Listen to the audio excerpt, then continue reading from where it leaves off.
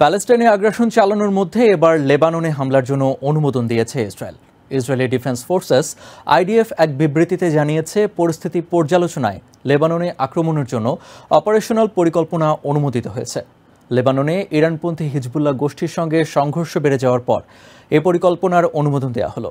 এতে চলমান পাল্টাপাল্টি হামলা আরও বড় ধরনের সংঘাতে রূপ নেওয়ার আশঙ্কা করছেন বিশ্লেষকরা। লেবাননে সর্বাত্মক হামলার জন্য প্রস্তুত ইসরায়েল। গাজায় যুদ্ধ চালানোর পাশাপাশি ইসরায়েল এবার লেবাননের সঙ্গেও পুরোদমে যুদ্ধে জড়িয়ে পড়তে পারে। বুধবার দেশটির সেনাবাহিনীর বরাত দিয়ে আন্তর্জাতিক বিভিন্ন সংবাদ মাধ্যম জানিয়েছে, ইসরায়েলি ডিফেন্স ফোর্সেসের northern command major general Ori Gordin ও হেড অফ অপারেশনস ডিরেক্টরেটের মেজর জেনারেল ওদেদ বাসিউক এই যুদ্ধ পরিকল্পনা অনুমোদন করেছেন। মঙ্গলবার তারা এই অনুমোদন দেন বলে জানিয়েছে ইসরায়েলি সেনাবাহিনী। উত্তরাঞ্চলীয় সীমান্তে লেবাননের ইরানপন্থী হিজবুল্লাহ গোষ্ঠীর সঙ্গে সংঘর্ষ বেড়ে যাওয়ার পর এই পরিকল্পনার অনুমোদন দেয়া হলো। এক বিবৃতিতে আইডিএফ জানিয়েছে, জেনারেলরা পরিস্থিতি পর্যালোচনায় বৈঠক করেছেন। এই বৈঠকে লেবাননে আক্রমণের জন্য অপারেশনাল পরিকল্পনা অনুমোদিত হয়েছে। ইসরায়েলি সেনাবাহিনী আরও জানিয়েছে, মাঠে বাহিনীর প্রস্তুতি ত্বরান্বিত করার বিষয়েও সিদ্ধান্ত নিয়েছেন শীর্ষ জেনারেলরা।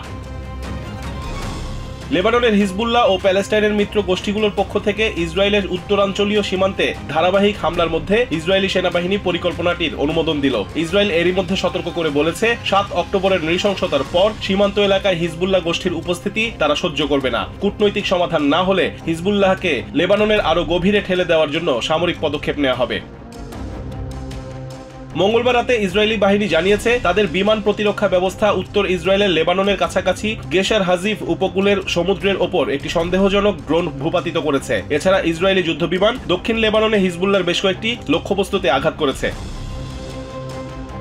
গত 8 মাস ধরে চলা গাজা যুদ্ধে সংহতি প্রকাশ করে ইসরায়েলের সঙ্গে গুলি বিনিময় করছে ইরান সমর্থিত হিজবুল্লাহ। গত সপ্তাহে ইসরায়েলি হামলায় গোষ্ঠীটির সিনিয়র এক কমান্ডার নিহত হলে ইসরায়েলি সামরিক স্থাপনাগুলোতে সবচেয়ে বড় রকেট ও ড্রোন হামলা চালায় হিজবুল্লাহ। 2 শতাধিক রকেট ছোড়ে লেবানন। গত নভেম্বরে শুরু হওয়া এই সংঘাতে সবচেয়ে বড় হামলার ঘটনা ছিল এটি।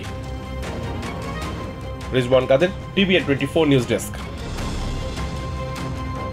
ইসরায়েলের সঙ্গে সর্বাত্মক যুদ্ধের জন্য প্রস্তুত হিজবুল্লাহ। এই যুদ্ধে ইহুদিবাদী রাষ্ট্রটিকে ক্ষেপণাস্ত্রের আঘাতে বিপর্যস্ত করে ফেলা হবে। বুধবার এক টিভি ভাষণে এমন হুঁশিয়ারি দিয়েছেন হিজবুল্লাহ প্রধান হাসান নাসরুল্লাহ। তিনি জানান, ড্রোন ভিডিওতে ইসরায়েলের স্পর্শকাতর জায়গাগুলো চিহ্নিত করা হয়েছে। একই সাথে তেল আভিভকে সহায়তা না করতে সাইপ্রাসকেও সতর্ক করে দিয়েছেন হিজবুল্লাহ নেতা। সামরিক বিশ্লেষকরা বলছেন, হিজবুল্লাহ ইসরায়েল লড়াইয়ে গাজা যুদ্ধের চেয়েও বেশি প্রাণহানি হবে। প্রমাণ সাইজের একটি ড্রোন পাঠিয়ে উত্তর ইসরায়েলের হাইফার বেশ কিছু সামরিক স্থাপনা, বিমান বিধ্বংসী ক্ষেপণাস্ত্র, নৌঘাঁটি সহ বেসামরিক গুরুত্বপূর্ণ স্থাপনার ভিডিও প্রকাশ করেছে হিজবুল্লাহ। নিজেদের আকাশে এভাবে অবাধে ঘুরে বেরিয়ে ছবি তোলায় তেল আবিবের রক্ষণ দুর্গের দুর্বলতা প্রকাশ পেয়েছে। মঙ্গলবার সেই ক্ষোভ থেকেই হিজবুল্লাহর বিরুদ্ধে সর্বাত্মক যুদ্ধের হুঁশিয়ারি দেন ইসরায়েলি পররাষ্ট্রমন্ত্রী ইসরায়েল কাটজ। তার এক্স বার্তার রেশ না কাটতেই বুধবার পাল্টা হুঁশিয়ারি দিলেন লেবাননের সশস্ত্র সংগঠনটির প্রধান হাসান নাসরুল্লাহ। জানিয়ে দিলেন, ইসরায়েলের সঙ্গে সর্বাত্মক যুদ্ধের জন্য প্রস্তুত হিজবুল্লাহ এবং এই যুদ্ধে ইহুদিবাদী রাষ্ট্রটিকে টার্গেটেড মিসাইলের আঘাতে বিপর্যস্ত করে তোলা হবে। It will not be sporadic missiles. Nasrullah জানালেন, বিক্ষিপ্ত রকেট ছোড়া হবে না, টার্গেট করেই মিসাইল ছোড়া হবে। শত্রুরা ভালো করেই জানে সুনির্দিষ্ট লক্ষ্যবস্তুতে তা আঘাত হানবে। তিনি বলেন, জায়নিস্ট রাষ্ট্রটির স্পর্শকাতর জায়গাগুলো ইতিমধ্যে চিহ্নিত করা হয়েছে, তা ড্রোন ভিডিওতেই প্রমাণিত। Our evidence is the Hupu videos. একই সাথে সাইপ্রাসকেও সতর্ক করে দিয়েছেন হাসান। বলেছেন, হিজবুল্লাহর বিরুদ্ধে ব্যবহারে তেল আবিবের জন্য বিমানবন্দর ও ঘাঁটি খুলে দিলে তার পরিণতি ভালো হবে না। দেশটির সঙ্গে সরাসরি যুদ্ধে জড়ানোর হুঁশিয়ারি দেন তিনি। তাছাড়া নাসরুল্লাহ জানান, হুতির মতো মধ্যপ্রাচ্যের বন্ধুরাও চতুর্দিক থেকে শত্রুদের আক্রমণ করবে। The Cyprus bases and airports for Israel to target Lebanon. এদিকে ইসরায়েলি ডিফেন্স ফোর্সেস জানিয়েছে, লেবাননে অভিযান চালানোর পরিকল্পনায় এরই মধ্যে অনুমোদন পাওয়া গেছে। এক এক্স বার্তায় বলা হয়েছে, নর্দার্ন কমান্ডের commanding officer major general Ori Gordin এবং head of operation directorate major general Oded Basiuk সার্বিক পরিস্থিতি বিচার বিশ্লেষণে সেনা সদস্যদের প্রস্তুত থাকতে নির্দেশ দিয়েছেন। Operational plans for an offensive in Lebanon were approved and validated ওদিকে সামরিক বিশ্লেষকরা উদ্বেগ প্রকাশ করে বলেছেন, গত ৮ মাসে গাজ্জা যুদ্ধের চেয়ে বেশি প্রাণহানি হবে হিজবুল্লাহ ইসরায়েল লড়াইয়ে, কারণ এই যুদ্ধ মধ্যপ্রাচ্য জুড়েই বিস্তৃত হতে পারে। তাছাড়া ড্রোন যেহেতু বিপজ্জনক জায়গায় পৌঁছে যেতে পেরেছে, সেক্ষেত্রে মিসাইলও ইসরায়েলের গুরুত্বপূর্ণ স্থানে আঘাত হানতে পারে।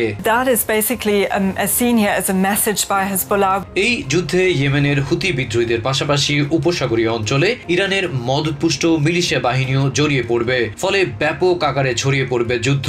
নিরাপত্তা বিশ্লেষকদের মতে হিজবুল্লাহর কাছে প্রায় 150,000 বিভিন্ন পাল্লার মিসাইল রয়েছে। এতে করে ইসরায়েলের ব্যাপক ক্ষয়ক্ষতি সাধন কঠিন হবে না সশস্ত্র সংগঠনটির পক্ষে। By firing the 150,000 missiles they have. অন্যদিকে প্রেসিডেন্ট জো বাইডেনের মধ্যপ্রাচ্য বিষয়ক বিশেষ দূত অ্যামোস হচস্টেইন উভয় পক্ষের মাঝে বড় ধরনের সংঘাত এড়াতে চেষ্টা চালিয়ে যাচ্ছেন। লেবাননের রাজধানী বৈরুত ঘুরে এসে ইসরায়েলের নেতৃবৃন্দের সাথেও দফায় দফায় বৈঠক করছেন তিনি। Adib Mohammad, TVN24 news desk.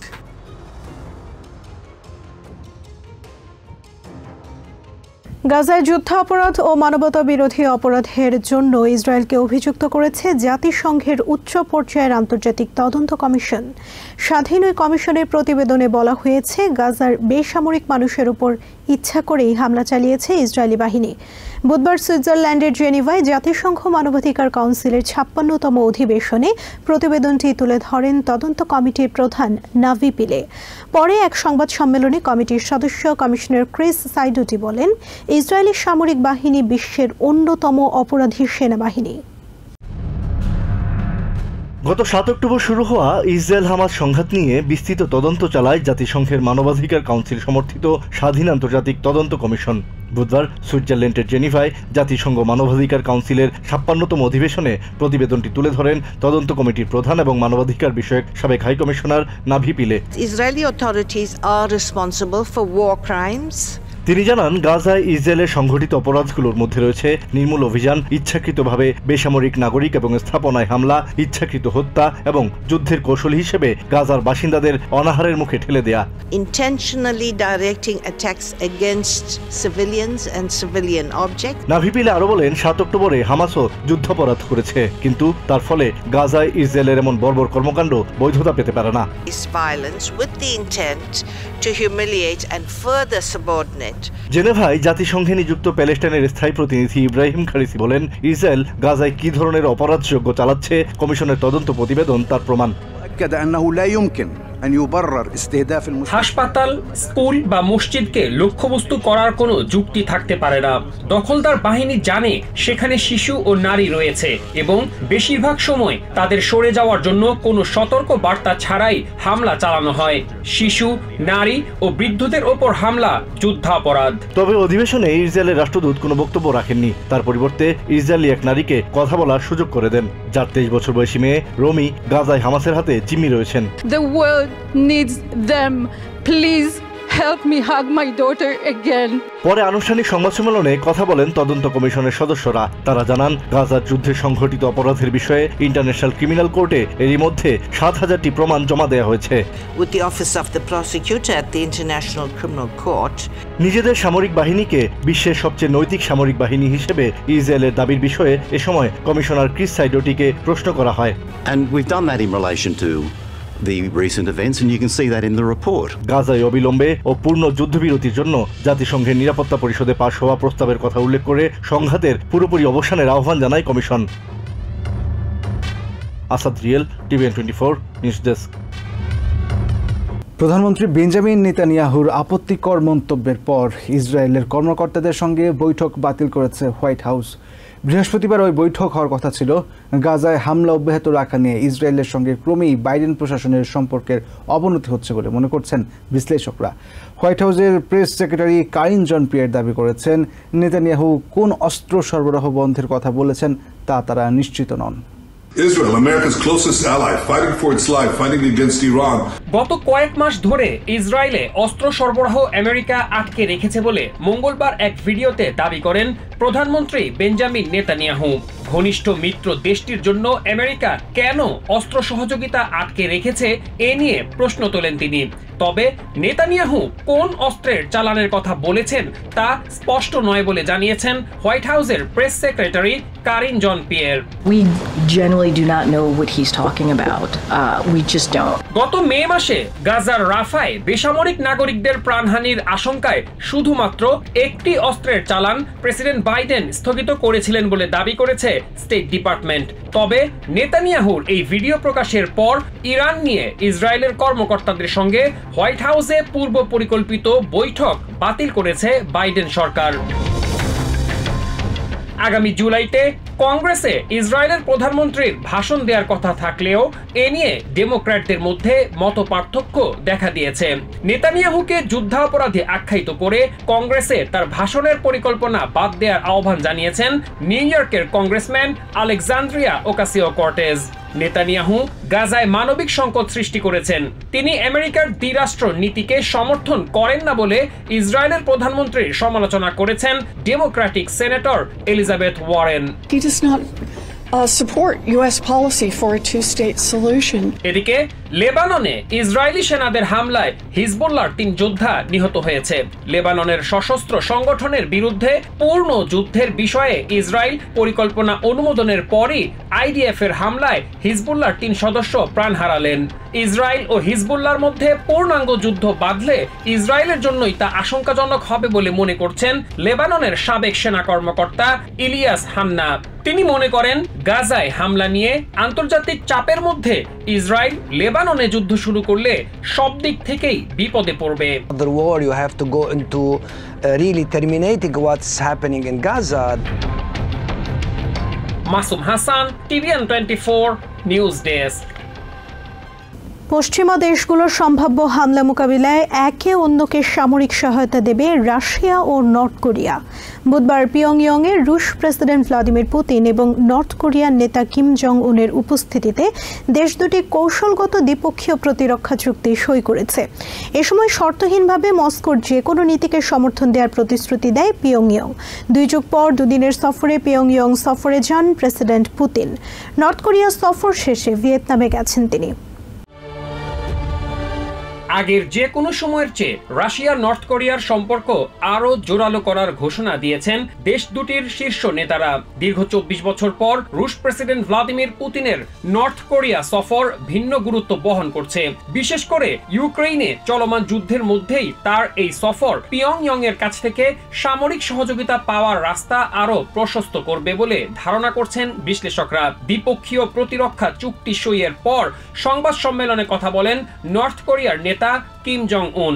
এ সময় তিনি বলেন এই চুক্তি দু দেশের সম্পর্ককে নতুন উচ্চতায় নিয়ে যাবে। জোট হিসেবে আমাদের দুই দেশের সম্পর্ক আজ নতুন উচ্চতায় উন্নীত হলো। বৈশ্বিক এবং আঞ্চলিক শান্তি ও নিরাপত্তা সুরক্ষায় এই চুক্তি গুরুত্বপূর্ণ ভূমিকা রাখবে। একই সঙ্গে দুই দেশের নেতৃত্ব জনগণের আকাঙ্ক্ষা পূরণেও এই চুক্তির ভূমিকা গুরুত্বপূর্ণ।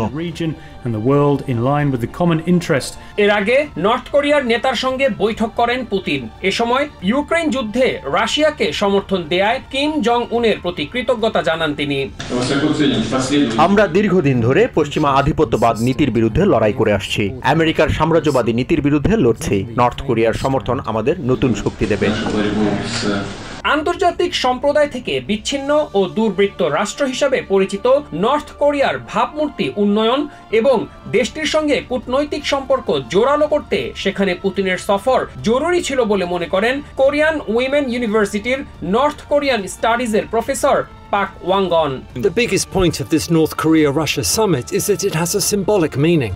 সাবেক CIA কর্মকর্তা স্টিভ হল বলেন কেউ আক্রান্ত হলে দুই দেশ একে অন্যকে সহযোগিতা করবে বলে যা বলা হচ্ছে বাস্তবে তাদের ওপর কোনো দেশের হামলার আশঙ্কা নেই, বরং রাশিয়া যেভাবে ইউক্রেনে হামলা করেছে এবং জর্জিয়ায় হামলার পায়তারা করছে সেক্ষেত্রে তারাই যুদ্ধ বাঁধিয়ে একে অন্যের পাশে থাকার রাস্তা প্রশস্ত করছে বলে মনে করেন হল।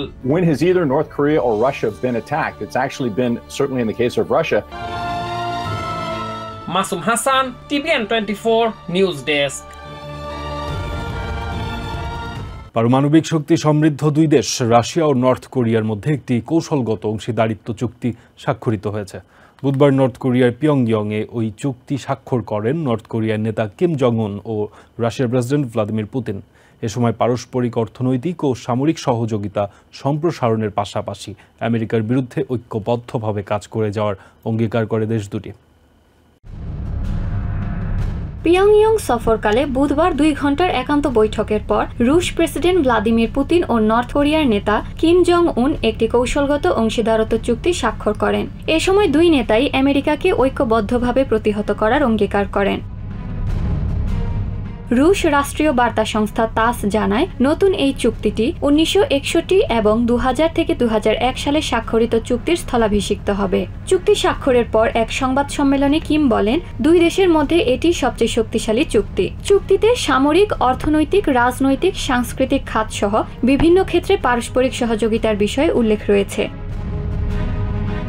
এদিকে পুতিনের নর্থ কোরিয়া সফর ঘিরে পশ্চিমা দেশগুলোতে উদ্বেগ ছড়িয়ে পড়েছে। কর্মকর্তারা বলছেন, ইউক্রেনের বিপক্ষে যুদ্ধে নর্থ কোরিয়ান অস্ত্রের সরবরাহ অব্যাহত রাখতে চায় ক্রেমলিন, যা নাকি ইউক্রেন সহ পশ্চিমা দেশগুলোর জন্য অশুভ সংবাদ। রাশিয়ায় প্রয়োজনীয় অস্ত্র সরবরাহ করার বিনিময়ে নর্থ কোরিয়া পরমাণু অস্ত্র ও মিসাইল কর্মসূচির জন্য অর্থ ও প্রযুক্তিগত সহায়তা পাচ্ছে বলে উদ্বেগ ছড়িয়ে পড়েছে পশ্চিমা দেশগুলোর মধ্যে।